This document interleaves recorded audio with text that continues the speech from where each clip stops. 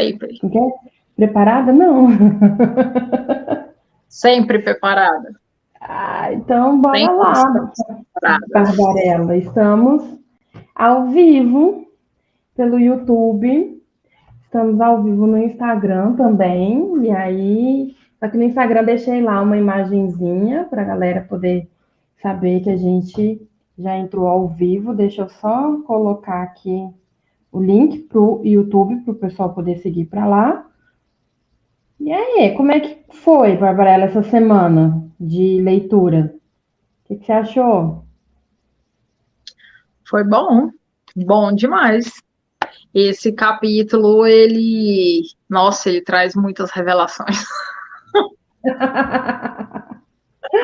Muitas revelações, muita Muitas vergonha? revelações. Muitas. Muitas vergonhas, muitas explicações, justificativas. Não só para nós, mulheres, mas para a gente entender um pouco o mundo dos homens também. Foi revelador mesmo. Faz um sentido, né? Parece que é como se algumas cortinas vão sendo abertas, né? Sim, algumas coisas vão se Exatamente. encaixando ali.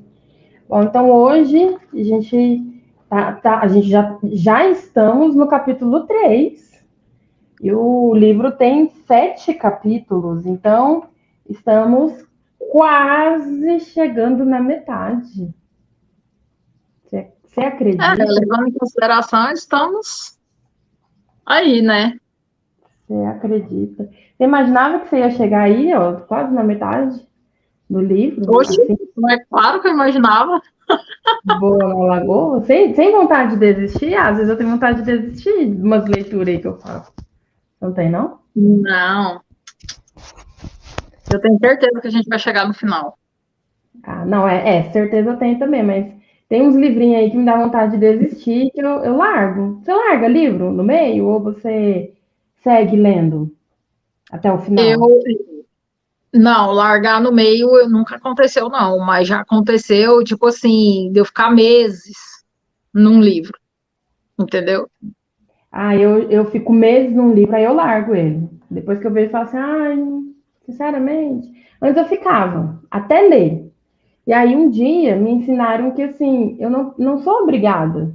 Na verdade, os livros, ele têm uma função, né? Que é te ensinar algo. E aí, se eu cheguei naquele ponto que eu estava realmente procurando e buscando, atingir o meu objetivo, eu não necessariamente tenho a obrigação de continuar com ele, não faz sentido, né? Só para terminar de ler, não tem necessidade. E aí eu, digamos assim, que meio que me desobriguei de ler o livro até o final, dependendo do livro, obviamente, sabe? De ler ele até o final. Mas esse aqui, eu quero ler ele até o final. Primeiro pelo compromisso que a gente faz, mas principalmente porque semana passada eu me lembro que a gente conversou um pouquinho sobre vergonha, né? E aí hoje o livro ele entra 100% no fator vergonha.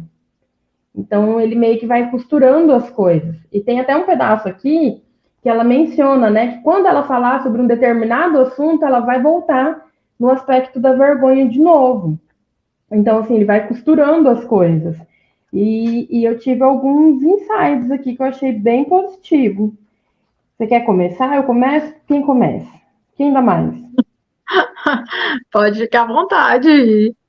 Vou só marcar aqui, que meu livro tá tão surrado, que ele já tá assim, ó, com as pernas todas abertas já. O negócio não tá bom para ele, não. Ai, ai, ai.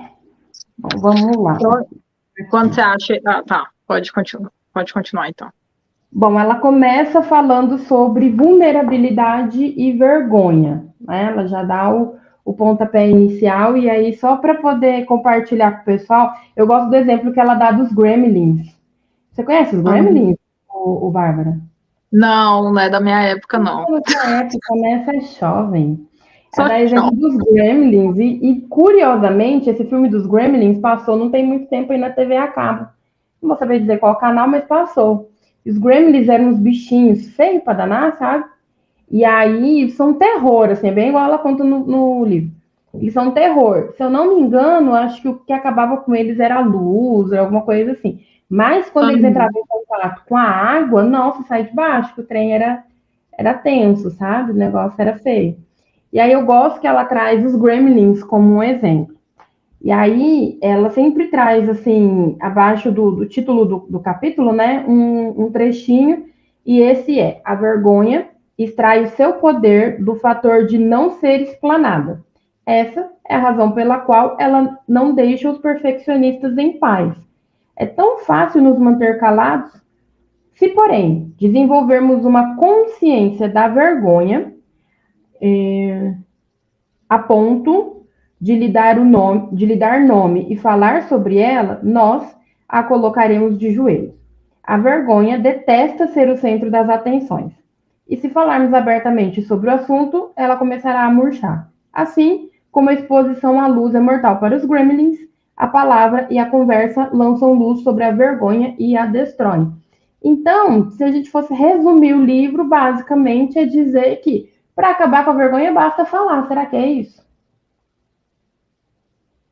E eu concordo, porque ela traz exemplos aqui no livro exatamente sobre isso, né? Que quando a gente de fato se expõe, quando a gente de fato conversa, quando a gente de fato dialoga, né? Ela sempre traz a questão de que nós viemos a esse mundo realmente para fazer conexões, né? Criar laços e ter relacionamentos, seja ele em casal, seja ele em amizade, seja ele parentesco, ela sempre traz esse vínculo à tona, né? Que a gente veio para cá para criar vínculos.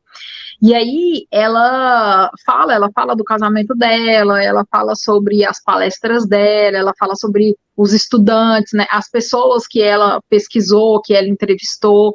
Então, sempre assim, sempre é uma palavra muito forte, mas na maioria das vezes ela traz exatamente isso, que quando a gente fala, quando a gente desabafa, quando a gente dialoga, tudo fica mais fácil, tudo é esclarecedor.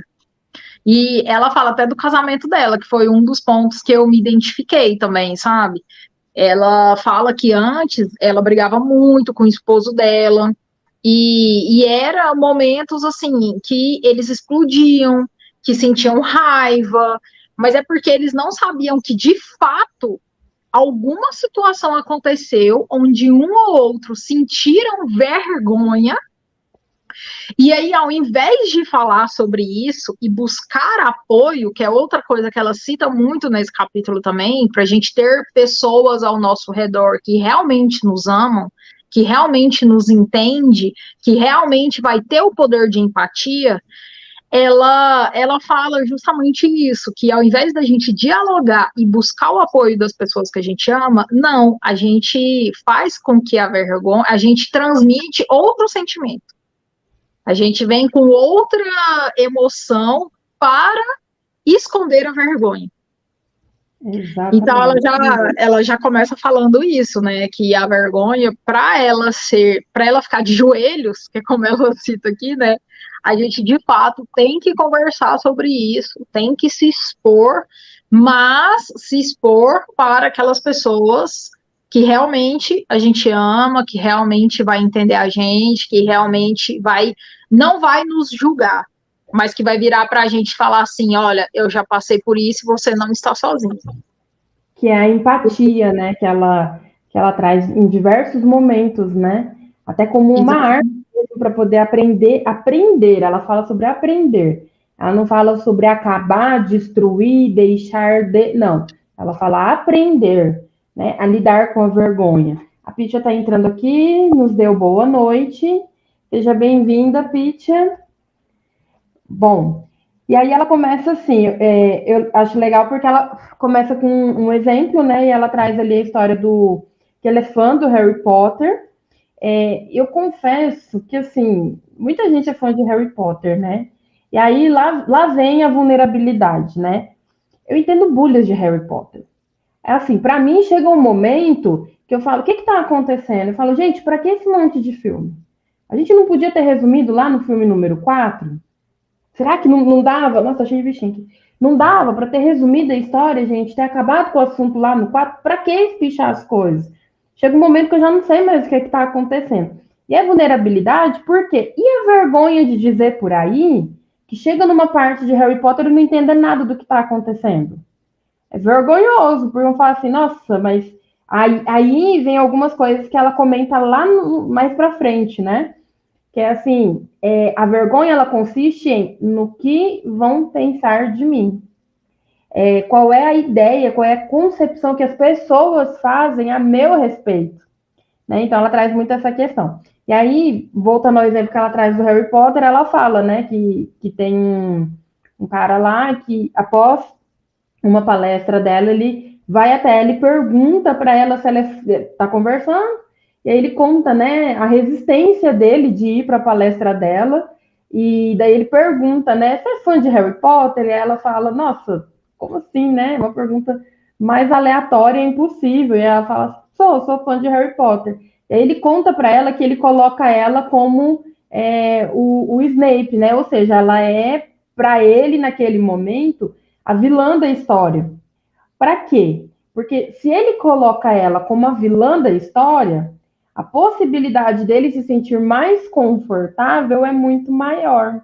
Eu achei tão interessante isso, porque me lembrou de um conselho que as pessoas dão quando alguém vai fazer uma fala na frente de outras pessoas, que essa é muito velha.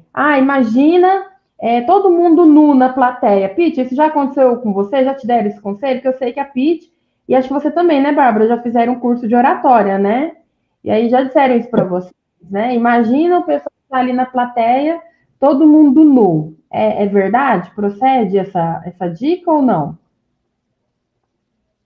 Procede. É desse jeito. Não sei o que que a Pitty vai responder aí. Deixa eu ver aqui. Se eu não sair de novo.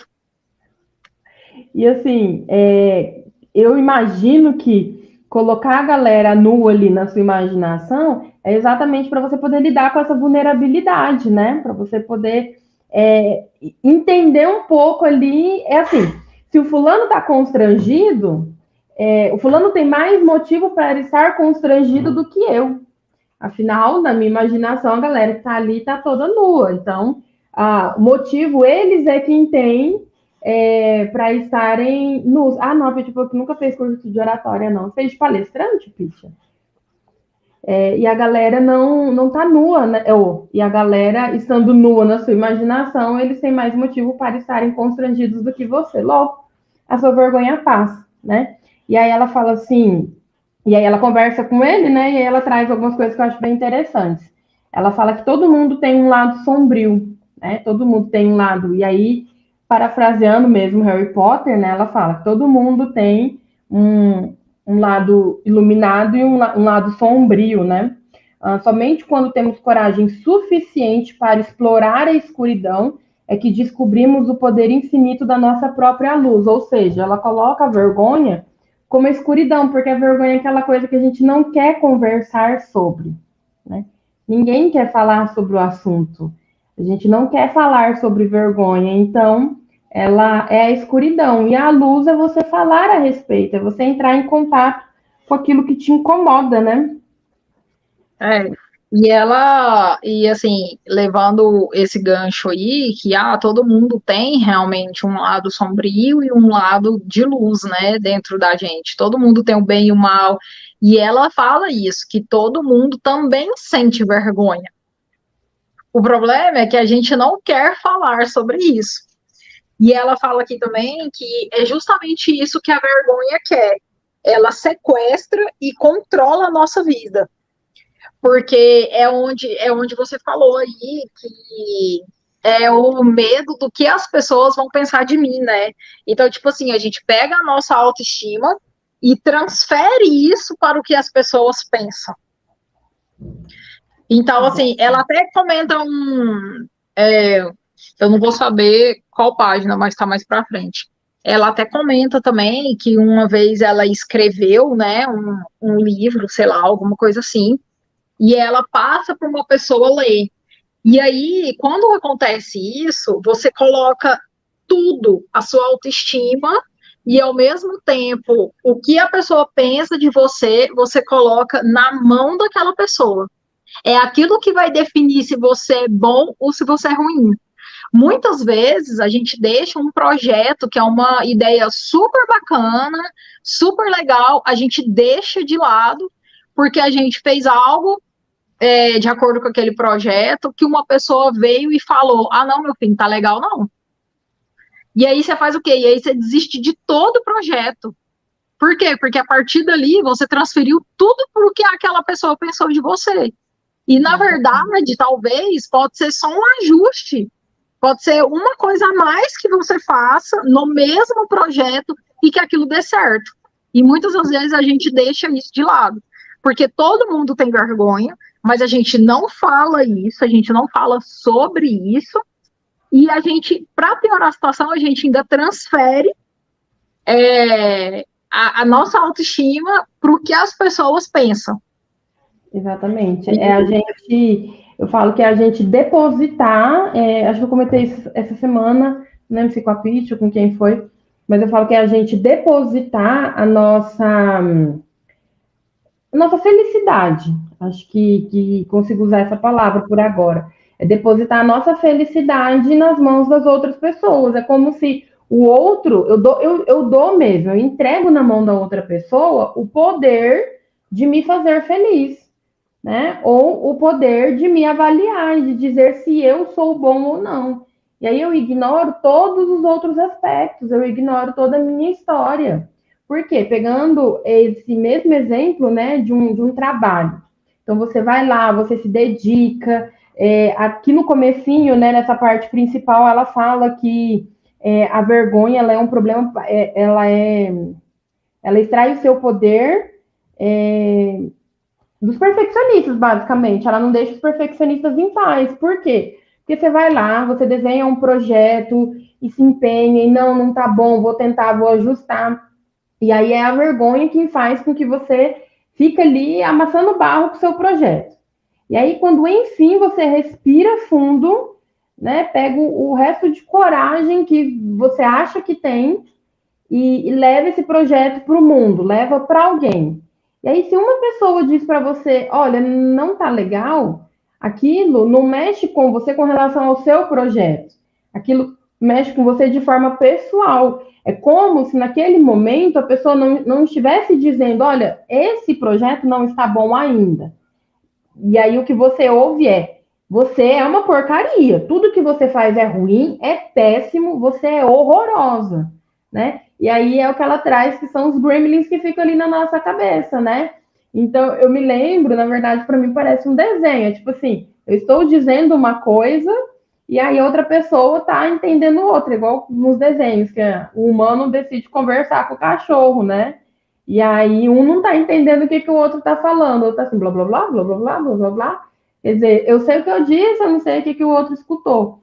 E no caso da vergonha, você reúne toda a sua coragem naquele projeto e alguém vem e fala assim, olha, não tá bom, olha, precisa ajustar. Mas o que você escuta é, olha, tá uma porcaria, sua vida é uma droga, você é péssima no que faz, acho que você devia parar com isso a partir de agora, né? E é só isso, aí pronto, acabou. Fechou e não vou fazer mais nada também, esquece. E não é bem assim, né? Aí ela fala que quando acontece isso, na próxima vez, uma de duas coisas acontece no momento do processo. Uma, ou você descobre que a sua autoestima está realmente ligada a isso, e aí você começa a retirar coisas do seu projeto antes de mostrar para alguém. Tipo assim, você começa a limitar a sua criatividade, você começa a tirar, né? Tipo assim, isso aqui a pessoa vai me julgar por conta de tal coisa, aí eu vou tirar. Isso aqui a pessoa vai me julgar porque parece ser não sei o quê, não sei o quê. Então você começa a tirar coisas do seu projeto antes de mostrar para alguém, ou você mostra o seu trabalho sem limitar o seu lado criativo, mas se a pessoa der um feedback negativo, aí é igual você falou aí, acabou o seu dia. Você fica arrasado. Então, ou seja, ou você limita a sua criatividade, ou se o feedback for negativo, de fato você desiste daquilo ali.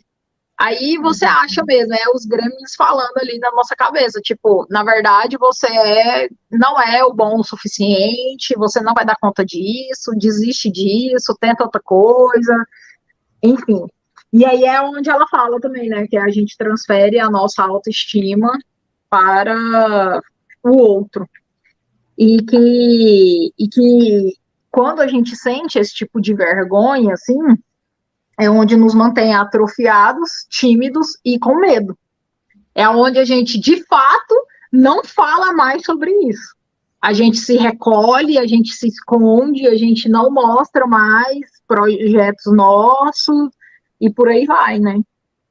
Porque eu sou muito ruim, porque tudo que eu faço não dá certo, né? E engraçado que essas são, inclusive, algumas frases que eu já ouvi, né, de algumas pessoas. Mas quero saber de você, dona Bárbara Sintra. Qual foi, sei lá, aquilo que você deixou de fazer por causa de vergonha? Você se lembra?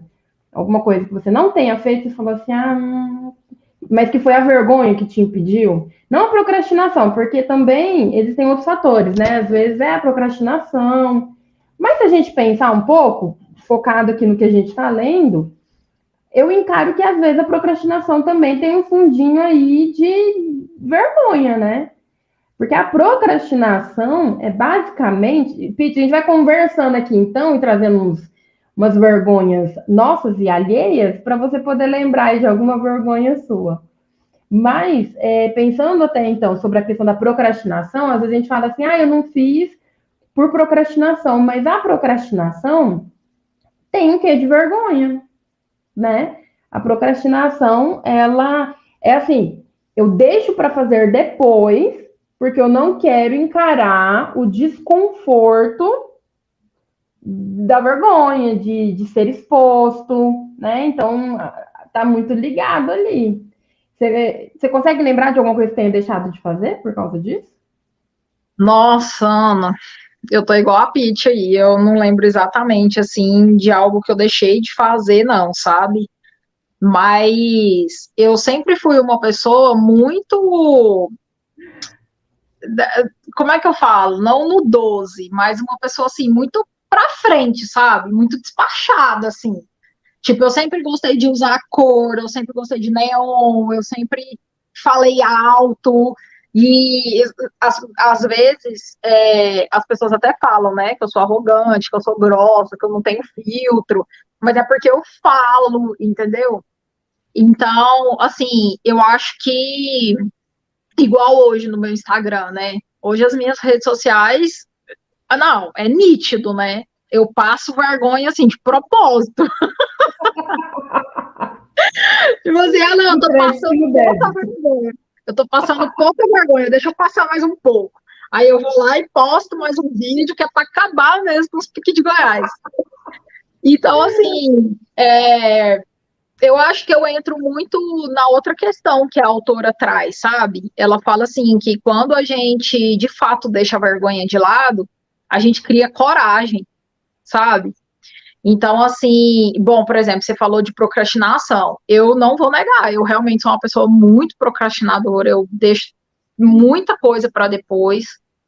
E assim, é até tenso, né? Chega até a ser tenso, porque você chega numa hora que você pensa assim, nossa, velho, se eu tivesse continuado aquele projeto que eu comecei, nossa, se eu não tivesse parado, nossa, se eu tivesse aquele mês que eu paguei na academia, né? Se eu tivesse continuado. Então, tipo assim, eu sou uma pessoa que procrastino muito. Mas eu não vejo a minha procrastinação como uma vergonha mesmo, sabe? Tipo, eu vou parar de fazer isso porque eu estou passando vergonha. Então, eu acho que eu me vejo, assim, mais pro outro lado que a autora traz, que quando você deixa um pouco a vergonha de lado, você, de fato, cria uma coragem, você cria uma vivência de ousadia. E ela usa mesmo essas palavras, sabe? E só que, assim, é muito aleatório. Eu faço as coisas muito aleatórias. Então, eu não tenho estratégia para fazer as coisas. Então, eu acho que isso também fica mais fácil, assim, de eu procrastinar daqui a um tempo, sabe? de eu não ter a constância do que eu estou fazendo. Entendi. Mas, assim, por vergonha mesmo, eu não sei, eu não vou usar a palavra nunca, porque nunca é muito forte, e com certeza eu já deixei de fazer alguma coisa por vergonha. Mas lembrar que exatamente eu não sei falar. Deixa eu ver se a Pitia conseguiu lembrar de alguma coisa aí. Pitia disse assim, ela falou que ela não lembrava, né? Ela falou que às vezes ela sente vergonha de chegar em algum lugar sozinha. E aí, olha que legal, a gente vai falando e a gente vai puxando ali, né? Quando ela falou isso, eu me lembrei, na verdade, não me lembrei exatamente da vergonha de estar num lugar sozinha, mas eu me lembrei da primeira vez que eu fui a uma praça de alimentação no shopping e eu almocei sozinha. E eu fiquei tranquila com isso. Então, assim, agora, trazendo o assunto à tona, eu consigo lembrar das vezes anteriores. Mas no primeiro momento eu me lembrei da primeira vez que eu me sentei e me senti confortável. Porque em outros momentos eu me sentia desconfortável, eu me sentia deslocada. Eu me lembrei de uma pessoa que falou assim para mim uma vez que ela morre de vergonha, acho que foi isso mesmo que ela usou, vergonha de sentar sozinha numa praça de alimentação para lanchar e alguém um dia tirar uma foto assim e postar na rede social, sabe? Com aquela frase assim, liberdade ou solidão. Eu morro de medo de virar meme, sabe? Assim, de alguém tirar foto de alguma coisa que ela tenha feito e ela virar meme por causa disso. E aí eu acho assim que essas são as coisas que vão impedindo a gente de fazer outras coisas, né? Parece, e a gente tem dificuldade de lembrar, porque são coisas muito pequenas. Mas, não sei, talvez vamos pensar na escola ou em algum lugar, um curso, alguma coisa que você está fazendo, e aí as pessoas pedem, né, para você se apresentar.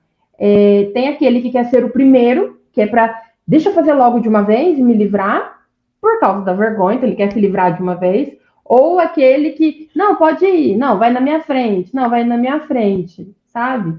E me lembrei, inclusive, de uma outra situação na faculdade, pensando nessa questão de deixar para depois, nós fomos apresentar um trabalho de uma professora, e era um trabalho em grupo. E aí era sobre, acho que a pessoa idosa, enfim. Fomos apresentar esse trabalho. Na verdade, assim, os colegas foram apresentando e a galera, não, deixa eu, não, deixa eu. Eu não lembro o que aconteceu e acabou que o meu grupo foi o último a apresentar. E quando chegou a nossa vez, não tinha absolutamente ninguém na sala. Ninguém na sala. Ninguém. A O galera povo foi tá lá, apresentando e foi indo embora. foi apresentando e foi indo embora, apresentou, não, foi indo embora, sabe? A galera foi indo embora. Então, assim, não tinha ninguém na sala. E aí, nós apresentamos só para a professora. E foi constrangedor. Assim, eu não sei o que foi mais constrangedor. Se era o fato da gente apresentar para os colegas ou ver os colegas indo embora antes, né, pouca coisa, e durante a nossa apresentação, sabe? Então, assim, foi vergonhoso. Mas não foi uma coisa que nós deixamos de fazer. Mas, né, até pela ação das outras pessoas, foi aí um tanto vergonhoso, sabe? Ver que a galera foi indo embora. E aí eu lembrei, né, desse fato. Mas deve ter outros também, deve ter outros aspectos de vergonha aí ao longo do nosso trajeto aqui, a gente vai lembrando. Eu quero ler, Bárbara, um comentário que deixaram na caixinha, eu abri uma caixinha mais cedo, perguntando sobre as vergonhas que a galera passou, né? E aí me contaram essa aqui, ó. Certa vez eu estava numa festa conversando com uma pessoa, e aí eu percebi que essa pessoa tinha um sotaque. Só que ao invés de eu ficar calado, eu fui perguntar se ele não era do Brasil, né? Achou isso aí o sotaque, foi perguntar. E aí veio a vergonha, né? A pessoa, assim, eu tô rindo, mas é com respeito, né? Aí a pessoa respondeu assim: não, eu sofri um acidente, e isso é uma sequela do referido acidente. Eu falei, ok, e fui embora. Quer dizer, a pessoa tava falando estranho, ele achou que era um sotaque de outro lugar, foi querer ser bacana e perguntou: nossa, de onde que você é? Mas assim, Ana, mas assim, é complicado pensar numa situação, porque eu levo isso já para um outro tipo de pensamento. Tipo, eu não vejo isso como uma forma dele ter passado vergonha, entendeu? Eu vejo isso como uma forma, tipo, natural.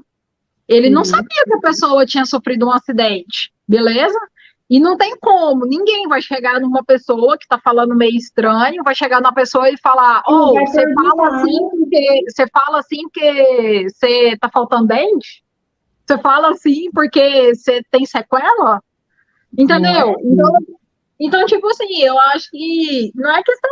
Ah, não sei. Eu não vejo isso como. Eu não passaria, eu não me sentiria com vergonha nessa situação, entendeu? Sim. E eu não sairia. É exatamente o que a autora fala aqui. A gente se encolhe, a gente Sim, se recolhe quando a gente sente vergonha. O que a pessoa fez? A pessoa falou um ok e foi embora. Ela se recolheu. No meu é. caso, se fosse comigo, cara, primeiro eu ia começar a rir, né? Não, meu filho, foi mal, desculpa, Nossa, entendeu? Eu não sabia. E, assim, eu acho que eu ia virar para a pessoa e falar assim: não, você se sente à vontade, pelo menos, de contar como é que foi o seu acidente e tal, não sei o quê. Eu continuaria ali conversando com a pessoa. E também, assim, eu acho que é igual a Pitia falou aí, eu também acho que eu sou meio sem vergonha.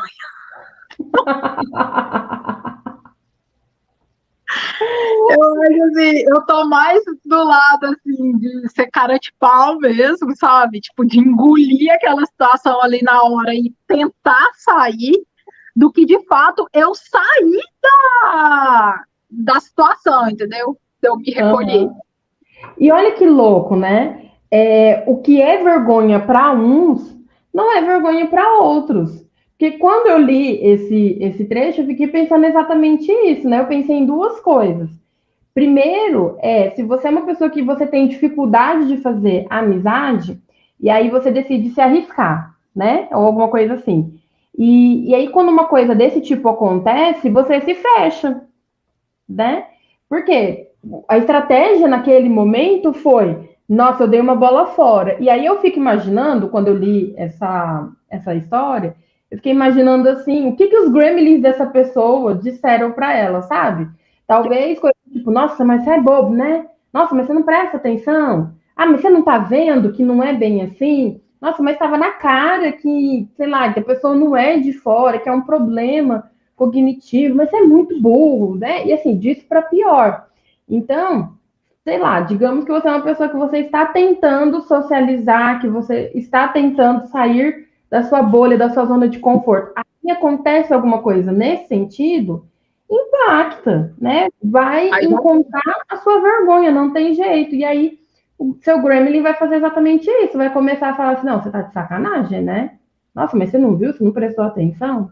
Né? E o outro pensamento que me veio é exatamente esse que você trouxe também, acho que combinou muito, que é assim, sobre abraçar a vulnerabilidade, né? E se você não desistisse, ou seja, se você abraçasse a vulnerabilidade, que é encarar o fato, dar um sorriso, se desculpar, manter a conversa, né? E até perguntar para a pessoa, olha, mas nossa, desculpa, poxa vida, bola fora, né? Mas você me conta o que aconteceu ou não? Não é um assunto que você não gosta de falar? Não, gosto de falar, ou não, não gosto de falar. E pronto, vida que segue, vamos conversar sobre outras coisas, né? Mas a tal da vergonha, ela faz exatamente isso com a gente, faz a gente fugir das situações. Então, às vezes você quer conhecer um lugar, você quer conhecer um lugar e aí você não vai conhecer um restaurante que seja, um parque, um qualquer coisa, se não tiver alguém para ir com você, né? Ah, não, vou ficar com vergonha. Igual essa pessoa falou para mim, ah, não, mas eu vou ficar andando sozinho, o que as pessoas vão pensar de mim? Né? Eu vou passar vergonha. E ela traz muito isso, eu gostei muito disso, que é sobre o outro, né? Que as pessoas vão pensar. E não é nada pontual, é sobre mim, no geral. Parece que aquilo vai me definir enquanto pessoa, e não é bem assim. Pô, exatamente. acho que esse tema dá muito pano para manga, né? Assim, dá muito roteiro, né? Dá. Pegando o gancho desse que você falou aí, eu não vou numa praça sozinha, o que que as pessoas vão falar e tal, e juntando também da pessoa, a pessoa é difícil de fazer amizade, e aí ela vai arriscar, e tipo assim, arriscar mesmo, né, para puxar um assunto assim, porque a pessoa que de fato sente vergonha, assim, é mais encolhido, introvertido e tal, a pessoa nem vai até a outra para criar um vínculo. Ela espera a pessoa vir até ela. Mas nesse caso aí, a autora fala que a conexão e o vínculo é a razão de estarmos aqui, né? Que ela sempre traz isso como destaque do livro dela. E aí ela fala que quando a gente sente vergonha, é um medo de romper algum vínculo. Porque a vergonha, Meu ela Deus. começa no relacionamento que eu falo assim, entre duas pessoas. Porque o que é a vergonha? Eu me sinto envergonhado pensando no que o outro tá achando de mim. Sim. E aí ela fala que a vergonha é o medo de romper um vínculo. Sim. E eu Então lembrei é de um exatamente. fato. Pode falar. Eu lembrei de um fato. Eu sou a rainha das vergonhas, assim, adolescência.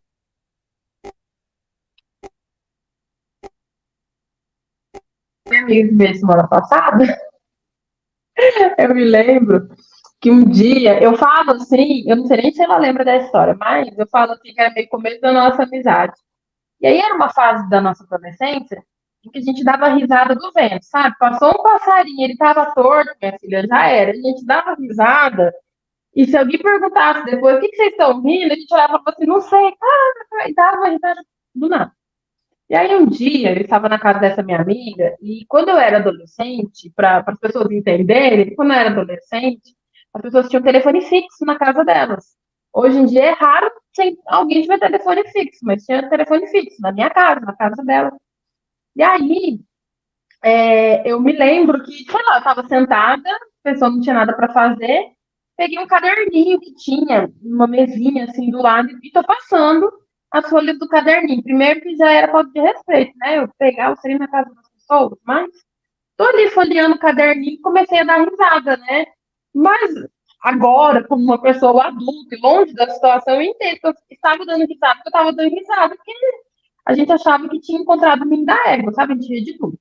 E aí ela falou, o que você tá rindo, maluco? Eu falei assim, nossa, olha esse nome aqui, Osmarina, e caí na gaitada, dando risada, sabe? Eu ria demais, assim. Tava quase perdendo o fôlego, né? E aí a minha amiga não riu, e aí eu olhei pra ela falou assim, Osmarina é o nome da minha mãe. Aí Nossa Senhora!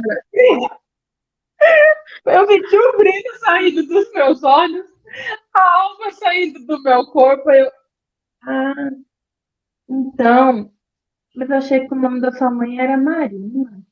Aí Aí ela me complementa, ela fala assim, não, é Osmarina, mas é porque ela não gosta de Osmarina e ela fala que o nome dela é Marina. Aí eu não podia ficar por baixo, falei, mas também tá de sacanagem com a minha cara, né? E sua mãe não gosta do nome dela, eu vou ler e você tá achando que... E Mas depois, você não pode rir do nome dela. né? Mas foi a forma que eu encontrei para sair daquela situação, sabe? Tem um momento aqui que ela fala sobre isso, né? Sobre as estratégias que a gente utiliza para sair da vergonha. E aqui eu encontrei naquele momento era, eu estava passando vergonha, então vamos fazer um debochezinho, vamos fazer uma piadinha. E aí eu fiz um deboche, né? Eu falei assim, amiga, mas poxa vida, né? Sua mãe não gosta do nome dela. Ela fala o nome dela pela metade. Eu vou ser obrigada a saber? Aí eu vou dar risada, né? O que você quer que eu faça? E aí a gente trocou de assunto e vida que segue. Mas na hora, a minha estratégia foi essa. E aí, quando ela fala aqui das estratégias que as pessoas utilizam para escapar mesmo da vergonha, para fugir da vergonha, isso eu não sabia, assim, realmente eu não tinha parado para pensar a respeito. Uma delas é o bullying. Depois que eu li, você vai juntando as peças, né? Um quebra-cabeça louquíssimo. E aí eu falei assim, faz sentido. Porque quando a gente vai para a escola para conversar com os adolescentes sobre bullying, não sei o quê, a gente sempre traz isso, né? Olha, normalmente quem faz o bullying é porque quer esconder alguma coisa. E é isso mesmo, é vergonha. Então, é uma forma reativa. Ao invés de eu ser atacado, o que eu vou fazer? Eu vou atacar. Eu ataco primeiro, porque daí ninguém me vê, que é a mesma estratégia das pessoas que vão apresentar trabalho. Deixa eu apresentar primeiro, que ninguém vai prestar atenção, e aí eu me livro logo de uma vez. Então, é uma estratégia para poder driblar ali a vergonha que está sentindo, né? Só que ela fala que a vergonha, ela está muito ligada a explosões, né? Assim, atrás de uma outra palavra, mas muito ligada a comportamentos não positivos, né? Não são comportamentos bons, muito pelo contrário. Normalmente é violência, é bullying, né? Que está ligado à estratégia de fuga da vergonha. Eu achei isso louquíssimo. Assim, achei Não, chocante. é igual eu falei, né? Esse capítulo realmente foi bastante revelador, assim. E ela fala exatamente isso que você falou. Ela fala que, ó, quando sentimos vergonhas, estamos mais inclinados a nos proteger, culpando algo ou alguém. E essa culpa entra, por exemplo, o que você acabou de falar aí. O que, que você deixou a sua vergonha culpar a própria mãe dela? Tipo, ah, minha filha, você tá de sacanagem? Tipo, se a sua Exatamente. mãe não aceita o nome dela, quem sou eu para aceitar, né? Então, fala sério. E é a mesma coisa do bullying também, é aquilo que você falou aí. Geralmente, quem faz bullying sofre o bullying em casa, né? Então, a vergonha já vem de casa. E é exatamente isso. Quando até me fez, esse capítulo até me fez entender aquela frase que parece até clichê, mas que os coaches e tal, muita gente usa, que fala, não, o que a pessoa fala de você tem mais a ver com ela do que com você mesmo. E é o que você acabou de falar aí, entendeu? Tipo assim, eu ataco primeiro. Então, é mostrar, é passar a culpa pro outro. Tipo, ah, eu sou ruim em algo, mas eu mostro que o outro também é ruim naquilo. Então é onde eu julgo, é onde eu critico, é aquela história, é que é onde eu aponto um dedo para a pessoa, mas tem o resto da mão apontando para mim. Então, e é exatamente isso, e isso me fez entender essa frase também, tipo, quando eu julgo uma pessoa, quando eu critico uma pessoa, quando eu faço bullying com uma pessoa, de fato, aquilo tem mais a ver comigo do que com aquela pessoa mesmo. E assim, e eu comecei a observar muito isso. A primeira vez que eu ouvi essa frase, eu comecei a observar. Toda vez quando eu fico irritada com alguma pessoa fazendo alguma coisa, eu fico assim, cara, no que essa pessoa tá fazendo que tá me incomodando? Por Entendeu? que Tipo, está me de onde incomodando? vem isso? Hã? Por que que está me incomodando, né? De onde, por que eu tô me irritando com isso, entendeu? Então, ou seja, isso sou eu. Por que eu tô julgando essa pessoa por ter feito isso? O que que aonde eu estou errando, sabe? E aí é exatamente isso que você falou, né? Tipo, a gente ataca primeiro a pessoa, a gente julga a pessoa, a gente quer se esconder, porque a gente mostrando a outra pessoa, expondo a outra pessoa, na verdade a gente se esconde também. E ela fala que isso é exatamente a vergonha. Exatamente. Eu gostei de um texto que ela traz aqui, porque dela vai trazendo as próprias histórias, né? E aí tem um fator que ela usa para lidar com a vergonha, que é o que ela compartilha aqui, que é a empatia, é se mostrar humano, né? Então ela conta sobre. Antes, porém, um pedaço que eu achei muito bom do fato dela contar essa história é que ela fala assim que, por exemplo, acho que é uma coisa que é muito comum nossa, que quanto mulher, é a questão das responsabilidades, né? É pegar a responsabilidade em excesso, por quê? Porque eu tenho que provar, eu tenho que mostrar, sei lá, eu para quem, mas eu tenho que provar que eu dou conta, que eu consigo e tudo mais. E aí ela traz, né, novamente, os gremlins que ficam ali na cabeça da gente, né? E os que ficam ali na cabeça dela. Então ela disse assim que chegou um tempo que ela trabalhava muito, assim, traduzindo ela estava dizendo, ela disse que ela estava trabalhando muito. E aí ela estava cansada. Então os gremlins diziam o quê? Você quer descansar? Só que se você descansar, você vai perder todo o trabalho que você já fez. Ou seja, todo esse trajeto, essa caminhada, se você descansar agora, você vai perder. E aí é um dos motivos pelos quais a gente entende, socialmente falando, que a gente não pode descansar. É como se descanso fosse um luxo. Por quê? Nossa, porque eu demorei tanto para chegar até aqui que se eu descansar agora, eu posso perder tudo. Então, era isso que acontecia na cabeça dela. Então, ela tinha muito medo, e olha como que as coisas vão se entrelaçando, né, Bárbara? Ela tinha muito medo de dizer não. Porque e se eu recusar uma palestra e depois eu não conseguir mais? E se eu recuso um trabalho e depois eu não consigo, ninguém mais me chama para fazer trabalho nenhum porque eu disse não? Ou seja, tudo isso que eu trabalhei, e aí volta para aquilo que ela falou, né? É quando a gente deposita toda a nossa autoestima nas mãos das outras pessoas. Né? Então, é como se os 12 anos, né, que ela passou estudando sobre o assunto não serve, não. Quer dizer, ela não pode descansar, tem que continuar trabalhando firme ali, porque se ela resolver parar agora, e se ela disser não para alguém, se ela irritar alguém, que foi outro ponto que a gente falou aqui, né, sobre a questão de perder o vínculo, quer dizer, se eu falo não para a Bárbara me convida para fazer um trabalho, eu falo, Bárbara, não. Nossa, a Bárbara vai deixar de gostar de mim, não vai querer mais saber de mim, e o resto do meu trabalho, então, não serviu para nada, né? E aí, só complementando essa história em questão, porque eu gostei desse início, porque eu parava falando assim, gente, como assim? Porque as coisas vão voltando, né? E aí ela, depois que ela consegue se livrar dessa parte, né, que ela consegue calar as vozes na cabeça dela, ela fala, não, peraí, calma, eu posso recusar, eu tenho esse direito. E aí, quando ela se recusa a fazer isso, né, fala, não, não posso, não vai dar aqui por razões pessoais. Ela comenta que no dia que queriam contratar ela para uma palestra, era aniversário de uma pessoa familiar. Então, ela falou, não, não vai dar, não consigo, não posso. E essa pessoa responde para ela de uma forma desaforada. E aí ela fica muito brava e quer compartilhar com o marido, mas aí o que ela faz? Ela escreve um e-mail que ela vai mandar para o marido xingando essa pessoa, muito brava. Até ao invés dela mandar para o marido, é aquelas coisas assim. É uma vergonha pronta, né? É uma vergonha pronta, mas ao invés dela mandar para o marido, ela vai lá e manda para a pessoa, e a pessoa fica 3 vezes mais brava, né? Ah, você está falando de ser pleno, você não é pleno, você é uma fraude, você não sei o quê, né? E a pessoa briga e tudo mais. E aí ela traz a questão da empatia. Por quê? Porque depois do ocorrido, ela ensina, né, alguns passos para você poder lidar com a vergonha.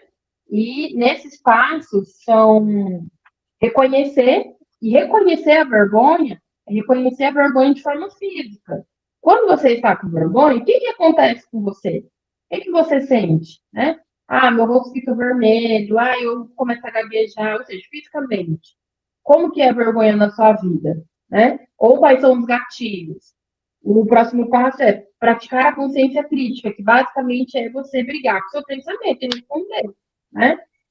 Ser acessível e quer reconhecer a sua própria história e falar da vergonha, né? Falar do assunto. Então, ela procura uma amiga e ela procura um marido, e ela compartilha a história com os dois. E os dois dão risada, eles não necessariamente passaram por uma situação semelhante, mas eles acolhem ela de forma a mostrar para ela que, olha, tá tudo bem, acontece. É normal. Eu posso não ter feito a mesma coisa que você. Mas eu também já passei umas vergonhas aí. Ela até conta que a amiga dela contou algo que ela ficou rindo durante um bom tempo, né? Ou seja, empatia. Uma das armas contra a vergonha é a empatia. É você compartilhar a sua história. Porque quando a gente compartilha a história da gente, de fato, a vergonha ela se dissipa. E aí, respondendo até o nosso próprio questionamento, né, lá do início, de falar para um público, imaginar que o público está nu, é porque é para compartilhar a vulnerabilidade. Quando a gente compartilha a nossa história, a gente fica em pé de igualdade com as pessoas. E aí a vergonha, ela dá espaço, né? Ela vai embora. A vergonha, na verdade, ela se prolifera enquanto ninguém fala nada, enquanto o elefante está na sala e ninguém fala sobre o assunto, né? Então, é mais ou menos assim que a vergonha funciona. E é assim, voltando a esse assunto, né, que a gente já comentou mais cedo também, que é de fato você fazer um desabafo ali, né? Reconhecer a vergonha e falar sobre ela, mas com pessoas próximas a você, porque vai haver o julgamento. Então você tem que saber com quem que você desabafa, porque vai ser aquela pessoa que vai virar para você e falar, olha, eu não estou sozinha. E numa palestra, por exemplo, quando você imagina o pessoal nu e tal, não sei o quê, você conta as suas vergonhas ali, até para mostrar que, é igual você falou, você está em pé de igualdade, entendeu? Você traz as pessoas para o seu lado, você mostra para as pessoas que, de fato, todo mundo tem vergonha. Todo mundo passa vergonha, mas cabe a gente ter a autoaceitação, o autoconhecimento, igual você falou aí, o poder da empatia. Ela fala também de ter a resiliência da vergonha. Tipo, o que que é a resiliência? É você voltar para o seu estado normal. Então, tipo assim, é você ter consciência, igual você falou, a consciência crítica. Ah, eu estou passando uma vergonha, beleza. Então eu me conheço, tenho autoconhecimento, mas eu sei que isso não me define nesse momento, entendeu? Então eu sei pedir desculpas, eu sei reconhecer, eu sei saber sair daquela situação e voltar para o seu estado normal. Isso acontece também, que ela fala muito além da empatia, ela fala também da resiliência. Exatamente. Ela até fala, né, sobre como praticar a resiliência, né? Deixa eu ver. Até um trecho aqui, cadê?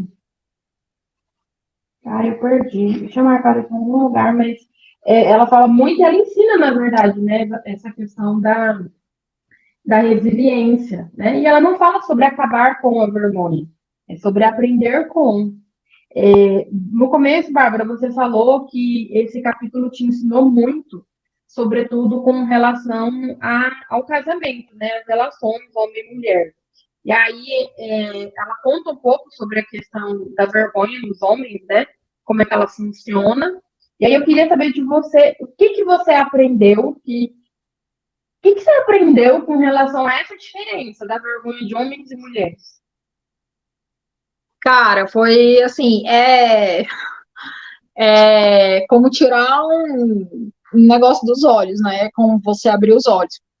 Porque ela fala que, de fato, no início do projeto dela, ela estudava só mulheres. Porque na cabeça dela, de fato, as mulheres são mais vulneráveis, as mulheres são mais frágeis. E devido à criação que a gente teve, cultura e tudo, é como você comentou no início, a gente quer ser Mulher Maravilha, a gente quer abraçar o mundo, é como ela também passou, tipo, ela achava que ela não podia descansar, ela achava que ela não podia falar não, porque ela ia perder projetos futuros. Então, nós, mulheres, temos isso. E quando ela fala da diferença, ela até cita um trecho aqui, que foi quando ela começou a estudar os homens, que a família foi um homem, uma mulher e as filhas foram numa palestra dela, e no final, ele fala assim que por que que ela não fala da vergonha do homem? Porque o homem também sente vergonha. E aí ela fala, olha, minha mulher, o cara, né, o homem falando para ela, minha mulher e minhas filhas, aquela para quem você autografou os livros, preferem me ver morto a me verem fraquejar. Você diz que mulheres querem nos ver vulneráveis e verdadeiros, mas convenhamos, vocês não aguentam nos ver assim. E assim, eu vejo muito isso aqui em casa. Tipo, eu vejo o Diogo não desabafando, não se abrindo, não falando o que de fato ele tá sentindo, o que tá passando e tudo, porque a minha reação vai ser igual ela fala aqui, tipo assim, a minha reação vai ser, não, meu filho, pelo amor de Deus, age igual homem, É tipo entendeu? assim, nossa, mas se você tá desse jeito, e quando eu estiver frágil, como é que vai ser? Né? Parece que a gente dá Exato. uma voltada para a história, né? A gente vira o jogo. Tá, mas se você tá se sentindo fraco aí com essa situação, e eu? Como é que eu vou fazer? O que vai ser de mim? Né? Poxa, você é meu porto seguro, e se você tá fraco desse jeito, o que vai ser de mim? É Só que a assim, cara, né? Isso, e num relacionamento, de fato, a gente quer que o homem se abre, a gente quer que ele fala dos problemas dele, que ele conversa com a gente, tudo, como foi o seu dia e tudo, mas ao mesmo tempo é exatamente isso, a gente não quer ver ele vulnerável, entendeu? A gente não quer o homem vulnerável, a gente quer aquele homem ali duro, no seguindo firme e trabalhando. E ela traz até um outro ponto também, ligando, né, esse quesito aí de homem e mulher, que um cara, todos os dias, ele saía, ele se arrumava para o serviço e saía. E só depois de 6 meses que a mulher dele descobriu que ele saía e não era para ir para o trabalho, era para procurar emprego. E ele fala exatamente isso. Ele fala assim: olha, eu não contei para minha mulher. Porque quando eu chegasse para ela e falasse, eu perdi um emprego, mas já arrumei outro, era onde estava o alívio dela. Tipo, ela não quer saber se eu estou procurando emprego, entendeu? Ela quer saber que eu estou trazendo sustento para casa e é o que importa. Então, assim, e de fato nós somos assim. E é pesado falar isso, sabe? Porque, velho, então, porque a gente não sabe, a gente nunca olhou por esse lado. Então, assim, foi como se tivesse tirado alguma coisa do meu olho mesmo, sabe? Como se realmente abrisse espaço e caminho para a gente traçar novos caminhos, né? Na verdade. Eu não sei o que as pessoas pensam, eu não sei como que é, por exemplo, o seu relacionamento, não sei se vocês têm um diálogo aberto, assim, e tal, mas, tipo, eu achava que aqui em casa, a gente tinha esse diálogo, entendeu? Mas que, de fato, a minha ação é igual ela comentou no livro aqui. Sim. E ela fala que a mulher, os dois principais pontos, as duas principais áreas que a gente sente mais vergonha e coloca isso, de fato, em primeiro lugar, é a nossa aparência e depois a nossa maternidade. Porque a aparência é o tempo todo desse jeito. Porque você tem que ser bem arrumada, você tem que estar com o cabelo cuidado, você tem que estar maquiada, você tem que ser magra, você tem que ser linda, e não sei o quê, você tem que andar de salto. Então, tipo assim, esse é o primeiro ponto que as mulheres falam que de fato vem a vergonha. E depois ela fala da maternidade, né? Que para experimentar a vergonha da maternidade, você nem precisa ser mãe. Porque aonde você vai, as pessoas ficam: você não vai ser mãe, não? Depois que você casa, você não vai ser mãe, não? E não sei o quê, depois que você tem o primeiro filho, você não vai ter o segundo filho, não? Então, assim, de fato, isso é uma cobrança em cima da gente. E chega no ponto que isso chega a ser vergonhoso, porque como ela falou aqui, né? É a teia da vergonha. Vai criando uma teia ao nosso redor, onde quando a gente vê, a gente está preso nela e não consegue sair. Porque é sempre sempre rodando isso, é sempre as mesmas perguntas, é sempre as mesmas cobranças. Se você está acima do peso, você tem que emagrecer. Se você não é mãe, você tem que ser mãe. Se você trabalha fora, que vai ser dos filhos dessa mulher? Se fica em casa, nossa, que exemplo que você está dando para os seus filhos. Então, assim, é sempre o julgamento, e ela falou muito bem que para você se sentir cobrada ou até julgar, nem mãe você precisa ser. Exatamente. E tanto é que essa semana aconteceu uma coisa muito interessante, combina muito com isso que você está dizendo. Eu estava vindo da clínica, embora para casa, e aí, no caminho, eu vi uma mãe com um menino, e um menino pequeno, assim, mais velho um pouco que a Maria Ives, e andando na frente. E ela correu atrás dele, brigando, gritando, não sei o quê. E aí achei engraçado, porque quando eu passei por ela, assim, eu passei por ela, eu vi a cena. Não vi a mãe, eu vi a cena. E aí ela gritou com o menino e na mesma hora ela olhou para mim. Então, eu entendi naquela hora exatamente esse mecanismo da vergonha, né? Por quê? Porque dizem pra gente, mulher, né? Que a gente tem que aprender a lidar com os filhos. A internet tem muito isso, né? De, olha, educação positiva, você não precisa bater, não sei o quê, tudo mais. Eu concordo com isso. No entanto, na prática, no dia a dia, no vamos ver, é diferente. Você mesmo postou, se não foi hoje, foi ontem, que as pessoas falam assim, nossa, mas a Maria Iris come tudo, né? Ela come muito bem. Mas as pessoas não veem o tempo que levou para ela comer tudo. O tempo que levou para ela comer bem, que é o quê? Que é ensinando, mostrando, e é devagar, né? E assim, realmente essa questão pesa. E o que ela fala sobre a gente falar sobre as situações, sobre aquilo que te causa vergonha, é muito real. Essa questão da maternidade mesmo, direto eu escuto, quer dizer, agora, acho que 75% menos, mas eu já ouvi muito. Vocês não vão ter filho, não? Vocês não vão ter filho, não? E aí, todas as vezes eu tenho que pensar numa resposta diferente, sabe? E eu falo assim, resposta diferente, porque é uma resposta que vai satisfazer aquela pessoa. E aí eu já cheguei a ponto, fiz isso esses dias. E tô aqui no Instagram, bem linda, né? As pessoas vão ouvir, mas as pessoas já sabem. Eu já respondi assim, não posso. Nossa, como assim? Falei, não posso. Ah, mas é o Luiz que não dá conta, né? Falo, não é, você acredita que o Luiz já fez todos os exames, eu descobri que eu não posso. Você acredita? Bárbara Aí morreu o povo assim. não pergunta se vai adotar, não? Não, Nossa, o tem tanta constrangimento criança foi, para ser adotada. mas o constrangimento foi tão grande que a pessoa parou e assim, é chato, porque é isso, você tem que ficar esperando, pensando numa resposta para dar para as pessoas. E tem que ser uma resposta boa, tem que ser uma resposta que a pessoa vai parar de te perguntar. A minha vontade é responder assim, não sei, não sei, não sei, eu não sei, porque realmente eu não sei. Entende? Então é assim, mas vocês não vão ter filho? Não, mas você disse que era só formar, mas você já formou, né? Ah, mas você não tem vontade, não? Falar, é vontade a gente tem, né? Deus é que não tá com vontade, não. Eu falei, acho que. E aí, eu fico com vergonha, o que, que eu faço? Piada. Eu falo assim, olha, deixa eu te contar. Deus tá com preguiça. Eu falei, falo, Deus, ó, tá aqui não, falou que não é com a gente, não, não sei o quê. Eu dou altas respostas, porque o que eu vou dizer? Então, e aí, pegando só, voltando um pouquinho a questão que você falou do, que a gente estava falando do marido, né? Do homem em geral, da vergonha que eles têm.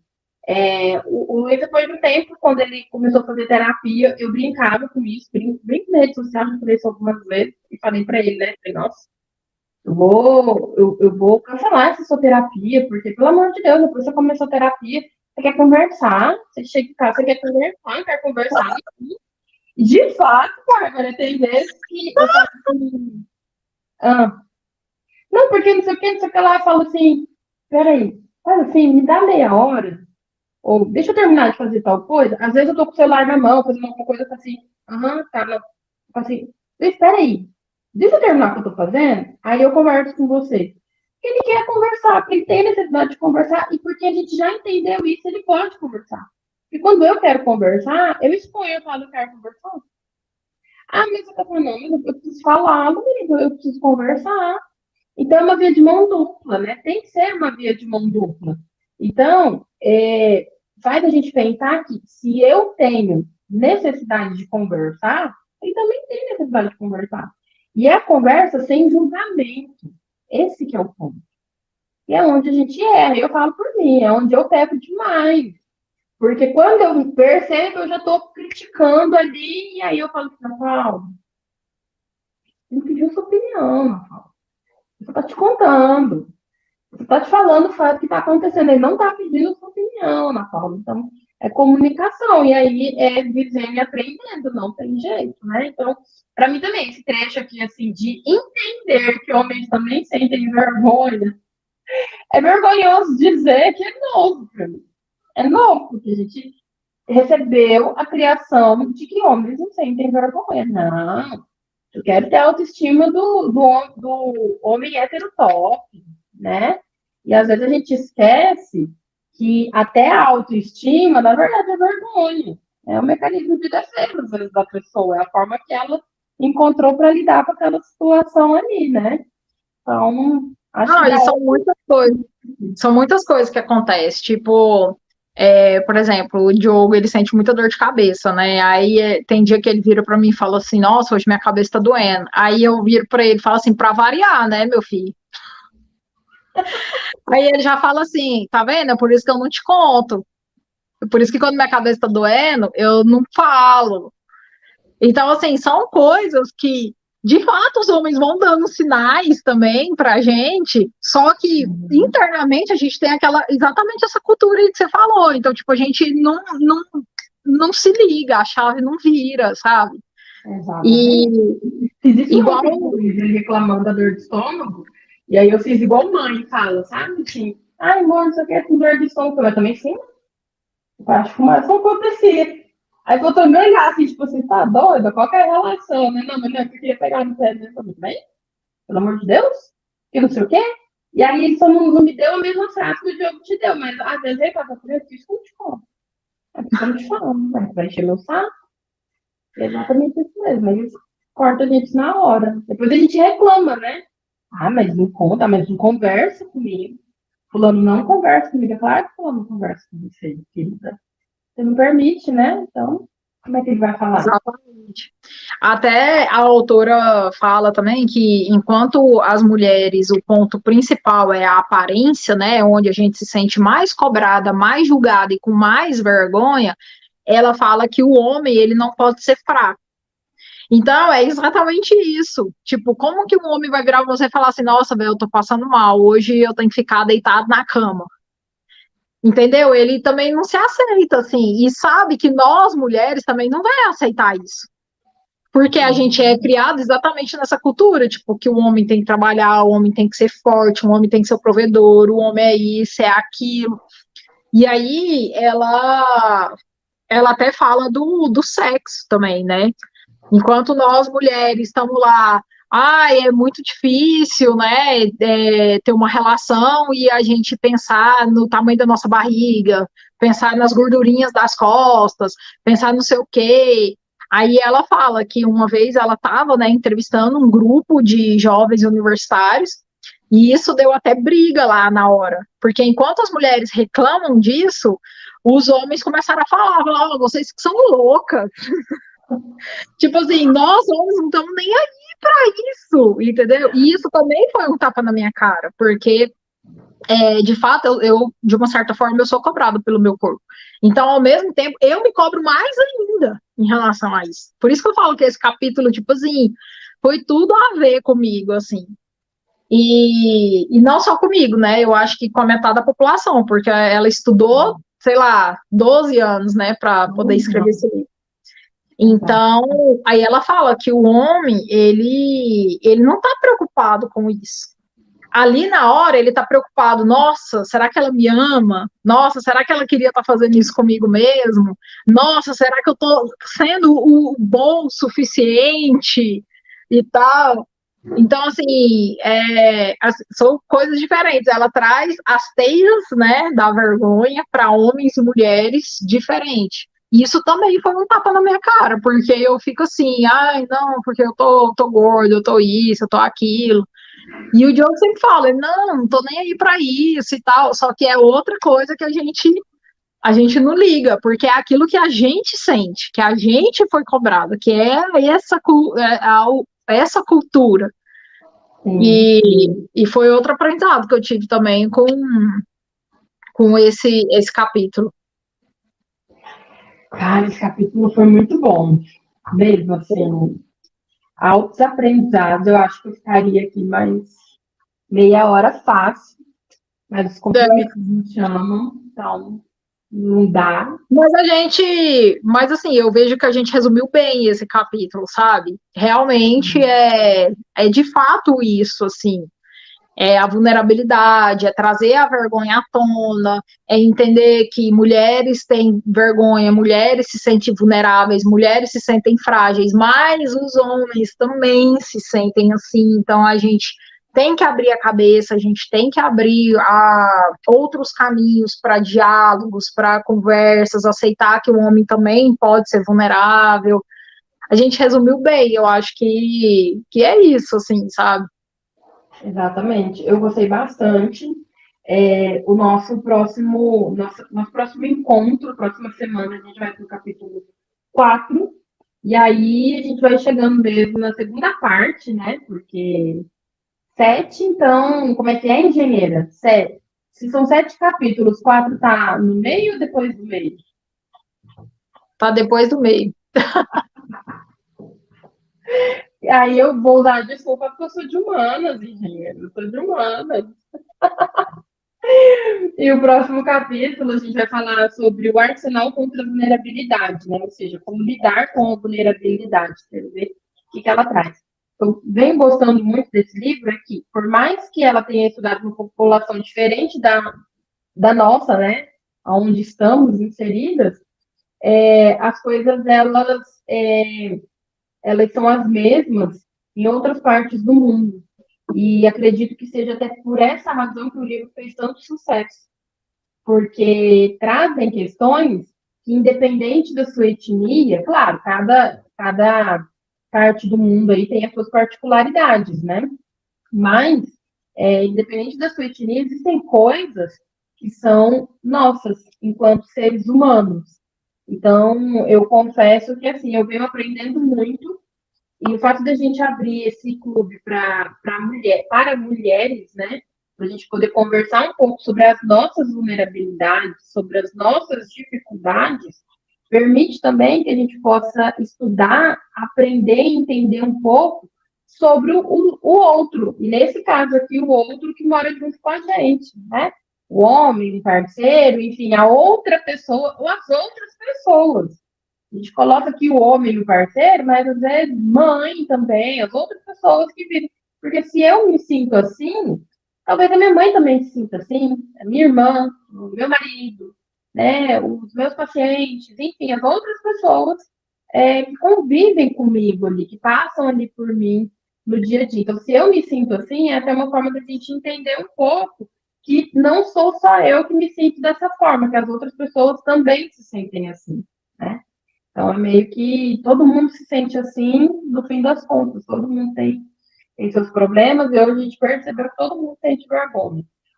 Independente da razão que seja, todo mundo sente vergonha, né? Vergonha tá aí para todo mundo. Exatamente. E a gente tem que falar sobre isso, né?